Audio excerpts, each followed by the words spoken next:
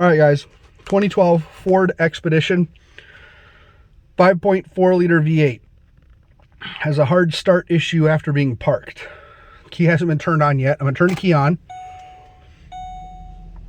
And I'm gonna let it prime to see if priming the system makes it any better. I'm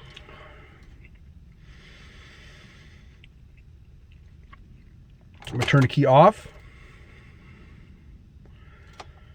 I'm going to turn the key back on again.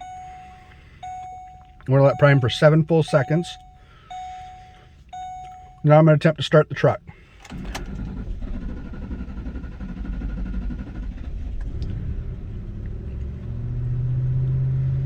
So it took it about 5-6 seconds to start. That was a quicker one. Sometimes it takes it up to 13 seconds. It does always eventually start. And once it starts, it runs good. Fuel pump's already been replaced trying to solve this issue because it failed a leak down test. But it didn't improve the situation any. So, as you see, I have an engine light on right there. And it's giving me a 3 codes. First, it's giving me a code for extended cranking, obviously. Second, it's giving me a code for a misfire on start, bank 1. And the last code is bank 1 cat inefficiency.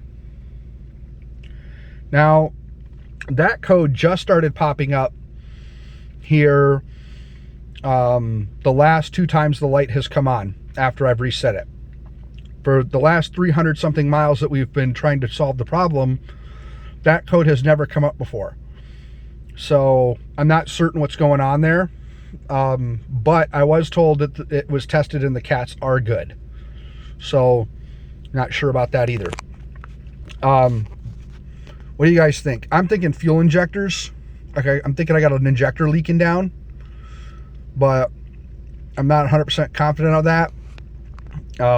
I did order a set of injectors just because let's see. That's the current mileage on the truck. You see it runs smooth. It runs great. She's very responsive. She runs good. I don't have any lack of power. I don't have any lack of top end. I have no symptom of a plugged up cat. She runs fantastic. The fuel mileage you saw there, the 11.2, that is with some idle time, and that's in city driving. I live in the city, so I do 99% city driving only. I've actually never driven this on the highway. I've only had it for not even a week yet. And the total mileage that I've put on it is 89.7 since taking purchase or possession of it. The dealer put about 300 miles on it after the engine rebuild before they sold it to me, just to make certain everything was good. They put 300 miles on it, changed the oil, and then sold me the truck. Which, other than this problem, the thing is fantastic. Never owned a Ford before of this generation. I've owned old ones, but never anything this new.